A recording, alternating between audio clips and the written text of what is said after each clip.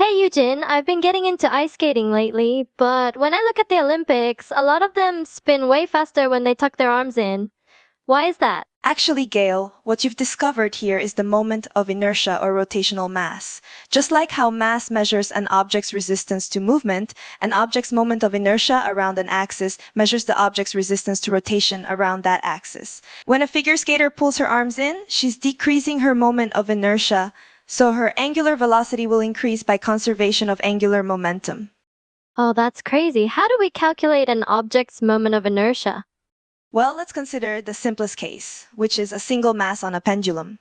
We know that torque equals R cross F, we know that F equals ma, and we know that A equals alpha cross R. We can express torque as the following, since angular acceleration and radius will always be perpendicular.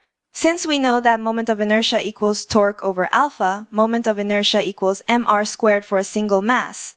But objects usually aren't point masses. How do we find the moment of inertia of, say, a spherical cow? If we want to find the moment of inertia of continuous objects, we have to take the sum of all mr squared. We can express this as the following integral. Before we move on to spheres, let's figure out the moment of inertia of a disk with mass m and radius r rotating its central axis. Let us set sigma equals to the mass area density. If we add up the moments of inertia of differential sections of the disk with width dr, we can get the following integral. Once we evaluate it, we find that the moment of inertia of a solid disk is 1/2 mr squared. If we apply the same logic with rho equaling the mass volume density to a solid sphere by using the moment of inertia of a solid disk, we get the following integral, and that the moment of inertia is 2/5 mr squared.